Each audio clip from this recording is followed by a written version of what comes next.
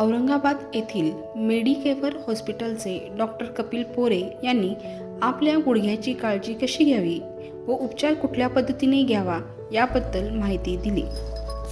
नमस्कार मित्रांनो, मी डॉक्टर कपिल पोरे, ऑर्थोपेडिक तसेच सांधेरोपण तज्ञ, छत्रपती संभाजीनगर। मागच्या 10 वर्षांपासून मेडिकेअर हॉस्पिटल छत्रपती संभाजीनगर येथे मी कार्यरत आहे। जॉइंट रिप्लेसमेंट हा एक थोडा क्लिष्ट विषय आहे।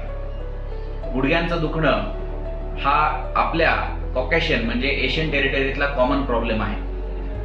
वयोवृद्ध लोकांमध्ये गुडघेदुखी असल्या कारणानं त्यांच्या आयुष्यामध्ये त्यांची डिपेंडन्सी खूप होते। प्रत्येक पावलागणिक होणारा त्रास हा त्यांना त्या वेदनेच्या त्रासामुळे त्यांना आयुष्य असहनीय होतं। तर GTV न्यूज या माध्यमातून आपण या संदर्भात आज छोटीशी माहिती जाणून घेणार आहोत। यामध्ये आपल्या नॉर्मल गुडघ्यांची संरचना काय असते, ॲबनॉर्मल गुडघा घासतो म्हणजे त्यावेळेला गुडघ्यामध्ये काय होतं आणि त्याच्या वेगवेगळ्या उपाययोजना म्हणजे मेडिसिन्स, लाईन्स ऑफ मॅनेजमेंट तसेच फिजिओथेरपी आणि आपण त्या गुडघ्यांचं घर्षण होण्यापासून वाचू शकतो का, त्यापासून आपण ते घर्षण काही कारणांनी ते पुढे ढकलू शकतो का जेणेकरून आपल्याला नॅचरल सांधा वाचवता येईल। तसेच समजा ज्यांची अवस्था गुडघ्याचं घर्षण झाल्यामुळे खूप जास्त झाली असेल तर अशा रुग्णांमध्ये काय ट्रीटमेंट मोडॅलिटीज अवेलेबल आहेत, कुठल्या उपाययोजना अवेलेबल आहेत, त्याच्यामध्ये काही सर्जरी करून आणि सर्जरी केल्यानंतर रुग्णांच्या आयुष्यामध्ये कसा बदल होतो याबद्दल हिप जॉईंट, नी जॉईंट आणि अँकल जॉईंट याचा जो ॲक्सिस असतो ज्याच्यामध्ये वजन पडतं त्याच्यामध्ये त्या वजन पडल्यामुळे गुडघ्यांचं घर्षण होऊ नये म्हणून नॅचरली अशा प्रकारची सांध्याची संरचना असते। तुम्ही या मॉडेलमध्ये बघू शकता, हे मांडीचं हाड आहे, हे पायाचं हाड आहे आणि ही वरची वाटी ज्याला पटेला असं मेडिकल लँग्वेजमध्ये म्हणतात। फिमर, टिबिया आणि पटेला या तिघांचा मिळून हा सांधा तयार झालेला असतो। तर तुम्ही पाहू शकता या हाडाच्या वरती हे आवरण आहे ज्याला कार्टिलेज किंवा कुर्चा म्हणतात। तसेच इथे पण हे आवरण आहे आणि या दोन्ही कुर्च्यांच्या मध्ये ही गादी आहे। मधली गादी याला मेडियल मेनिस्कस म्हणतात, या गादीला लॅटरल मेनिस्कस म्हणतात। हा समोरचा तंतू ACL, मागचा तंतू हा PCL, मधला तंतू MCL आणि लॅटरलचा तंतू LCL। तसेच हा पटेला आणि त्याला जोडलेला हा क्वाड्रिसेप्स नावाचा मसल। अशा प्रकारे आपण सर्वजण उभे असताना त्याची संरचना आहे आणि आपण बसले असू त्यावेळेला ही मूवमेंट होते।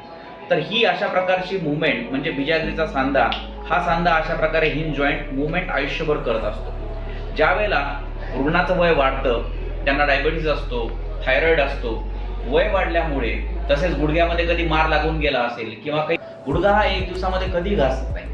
तरुण रुग्णांमध्ये सुद्धा काही नी पेन होतो, पण तो त्यांचा मेन प्रॉब्लेम असतो की तो आमचा हा नी पेन वाढू नये सर, आम्हाला जॉईंट रिप्लेसमेंट शक्यतो टाळायचं आहे आणि हे अगदी योग्य पण आहे। आम्ही सुद्धा आमच्या रुग्णांना जितकं दिवस शक्य आहे तितके दिवस तुम्ही जॉईंट रिप्लेसमेंट टाळा असंच सांगतो।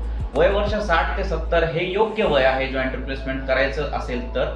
त्याचं कारण पण आहे, कारण जो आर्टिफिशियल सांधा तुम्ही या मॉडेलमध्ये बघू शकता, हा जो आर्टिफिशियल सांधा आम्ही बसवतो त्याच्या बसवण्याच्या टेक्निक पण आहेत, कन्व्हेन्शनल आणि रोबोटिक्स। पण हा सांधा आपण जेव्हा बसवतो तो 20 ते 25 वर्ष त्याचा लाईफ सांगितलेला आहे। मग कोणत्या रुग्णांनी हा सांधा बसवावा त्याचं निदान करण्यासाठी रुग्ण ज्या वेळेला आमच्याकडे OPD मध्ये तपासणीला येतात त्यावेळेला आम्ही त्यांना हे समजून सांगतो की या मॉडेल इथे आकृतीमध्ये तुम्ही पहा की हा गुडघा, ही जी अवस्था आहे याला केल ग्रेडिंग असं आम्ही म्हणतो। पहिल्या अवस्थेमध्ये मधल्या बाजूचा सांधा हा थोडासाच गॅप इथे कमी आहे, दुसऱ्या अवस्थेमध्ये हा अजून कमी आहे, तिसऱ्या अवस्थेमध्ये हा अजून कमी आहे आणि चौथ्या अवस्थेमध्ये अगदी हा मांडीचा हाड आणि पायाचा हाड हे एकमेकाशी पूर्ण चिटकलेला आहे। ज्या वेळेला हे पूर्ण चिटकलेलं असतं म्हणजेच तुमची गादी शिल्लक नसते, तुमचं कार्टिलेज शिल्लक नसतं, हे पूर्णतः घर्षण झालेलं असतं, त्यावेळेला आपल्याला सांधेरोपण शस्त्रक्रिया करून अशा प्रकारे हा सांधा तुमच्या गुडघ्यामध्ये बसवावा लागतो। अर्थात आजकालच्या तंत्रज्ञानामध्ये रोबोटिक नी रिप्लेसमेंट हे केल्यामुळे कमी रक्तस्राव होणे, कमी हाड कापले जाणे, अगदी अचूकरित्या हा सांधा मध्ये बसवणे आणि त्यामुळे रुग्णाची रिकव्हरी अगदी लवकर होणे। म्हणजे ज्या दिवशी आम्ही रोबोटिक नी रिप्लेसमेंट करतो त्याच्या संध्याकाळीच पेशंटला चालवतो, अगदी 2 ते 3 दिवसामध्ये पेशंट पायऱ्या चढ-उतार पण करायला सुरू होतो। सो ही रिकव्हरी खूप फास्ट आहे।